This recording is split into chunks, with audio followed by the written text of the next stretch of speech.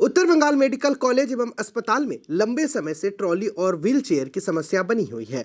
लंबी कतार में खड़े रहने के बाद भी ट्रॉली या व्हीलचेयर नहीं मिल पा रही है। अगर ट्रॉली या व्हीलचेयर मिलते भी हैं तो उन्हें ले जाने वाले लोग नहीं होते। इससे दूर दराज से आने वाले मरीजों और उनके परिजनों को परेशानी होती है। उत्तर बंगाल मेडिकल कॉलेज एवं अस्पताल में कई लोग इलाज के लिए आते हैं। यहाँ स्ट्रेचर, ट्रॉली और मेडिकल स्टाफ की कमी है। चिकित्सा का बुनियादी ढांचा चरमरा गया है। कई बार कुप्रबंधन के आरोप लगते रहे हैं। उत्तर बंगाल मेडिकल कॉलेज एवं अस्पताल के रोगी कल्याण समिति के राज्य सरकार के प्रतिनिधि गौतम देव ने इस समस्या का जल्द समाधान करने का आश्वासन दिया है, लेकिन इसके बाद भी समस्या का समाधान नहीं हुआ। दिन पर दिन परेशानी बढ़ती जा रही है। आज मरीज के परिजनों ने चिकित्सा अधिकारियों के खिलाफ आक्रोश जताया है। मरीज के परिजनों ने बताया है कि करीब 1 से 2 घंटे तक लाइन में खड़े रहने के बाद भी ट्रॉली या व्हीलचेयर नहीं मिल पा रही है। यदि हमें यह मिलता भी है तो हमें इसका परिवहन करना पड़ता है। इसके चलते कई लोगों ने कहा कि उन्हें कई समस्याओं का सामना करना पड़ता है। আমার জাম্বু অসুস্থ আলিপুর থেকে নিয়ে এসেছি, স্ট্রোক হয়েছিল। তারপরে সেইকেও তো আপনার এইখানে যা ঘটনা দেখছি হুইল চেয়ার নিয়ে খুব সমস্যা পড়ে যাচ্ছে। আজকেও যে জাম্বুকে টেস্টগুলো করাবো এখান থেকে সব মেডিকেল কলেজ থেকে আমায় করাচ্ছিল। তা আমি এই হুইল চেয়ারের জন্য আমি 3 ঘন্টা ওয়েটিংয়ে ছিলাম। একটা করে আসছে, একটা করে দিচ্ছে। যে ভদ্রমহিলা ডিউটি দিচ্ছে তার সে বলছে আমি কি করবো,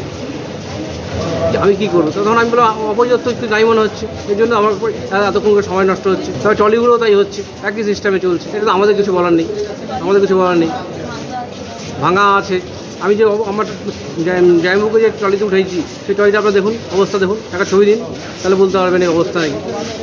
আমরা মেডিকেলে আসি পরিষেবা নিতে, আমার থেকেও তো অনেক গরিব লোক আছে, তারা পরিষেবা ঠিক মতো পাচ্ছে না। এতে আর কি বলবো, এখন আর নিজেকে দুঃখ লাগছে, কি বলবো আর। এরপরে আর কিছু বলার নেই আমার। এতক্ষণ যদি সময় লাগে তো আমি কী করতে পারি? পেশেন্ট পার্টির সঙ্গে থাকতে থাকতে তো রাত জাগতে তো নিজের শরীরই নষ্ট হয়ে যাচ্ছে।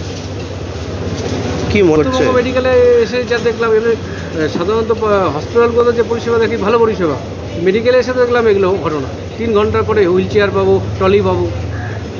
যে হাঁটতে পারছে না, চলতে পারছে না, তাহলে কী হবে? তাই জন্য দাঁড়িয়ে আছে, তা 1 ঘন্টারও বলছে আসছে, অপেক্ষা করো, সবই তাই।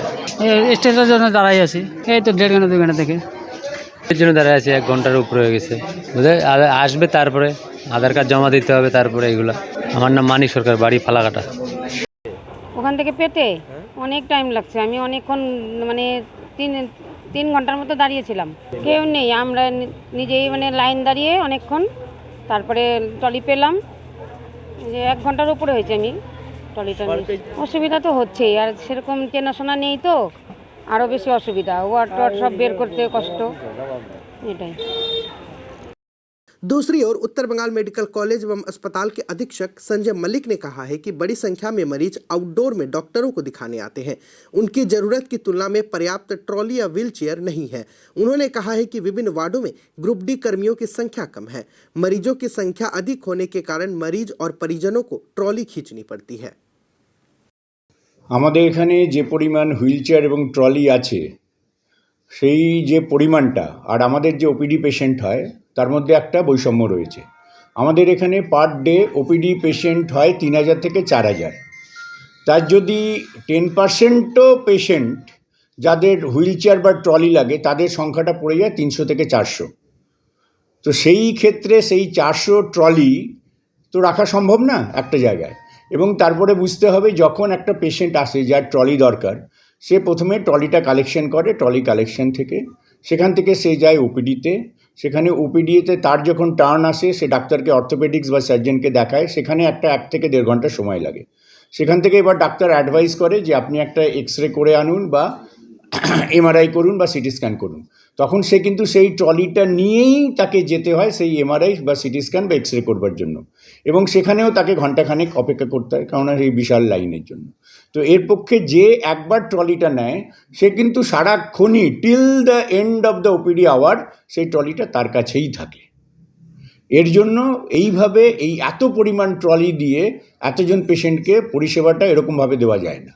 এর জন্যই যখন যে পিক মোমেন্টে এই জিনিসটাই দেখা যায়, যে নাম্বার অফ পেশেন্টের সঙ্গে ট্রলির এই বৈষম্যতাটা।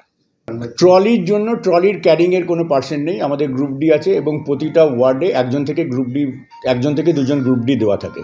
সেখানে 60 থেকে 65 জন পেশেন্টের মধ্যেও যদি 10% এখানে ট্রলি লাগে, তাও আপনার মোটামুটি 6 থেকে 10 জন লোকের ট্রলি দরকার হয়। সেখানে তো আমাদের 10 জন বা 20 জন জিডিএস স্টাফ নেই একটা ওয়ার্ডের মধ্যে যেটা ট্রলি টানবে।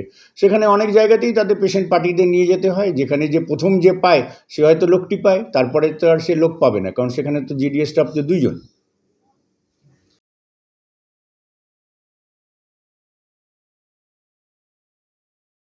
শুধু উত্তরবঙ্গই নয়, উত্তরবঙ্গের পাশাপাশি বিভিন্ন প্রতিবেশী দেশের মানুষ চিকিৎসার জন্য ভরসা করে থাকে উত্তরবঙ্গ মেডিকেল কলেজ ও হাসপাতালের উপরে। আর এখানেই চিকিৎসা করাতে এসে ট্রলির যোগান পাচ্ছেন না তারা, আবার পেলে পরেও অনেকক্ষণ লাইনে দাঁড়িয়ে সেই ট্রলি পাচ্ছেন তারা। বিস্তীর্ণ এলাকা যারা রয়েছে উত্তরবঙ্গ মেডিকেল কলেজ ও হাসপাতাল, নেই ট্রলি পরিবহন করে নিয়ে যাওয়ার লোক, আর সে কারণে বিপাকে পড়ছে রোগীর পরিজনেরা। তবে দেখার বিষয় একটাই, এই যে ট্রলি আর হুইলচেয়ারের সমস্যা তা কবে মেটে সেদিকেই থাকছে নজর। শিলিগুড়ি থেকে সৌভিক শাহর report, Siliguri Times.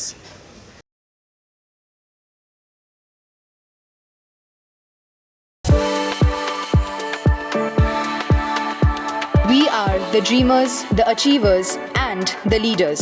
Come, join us today.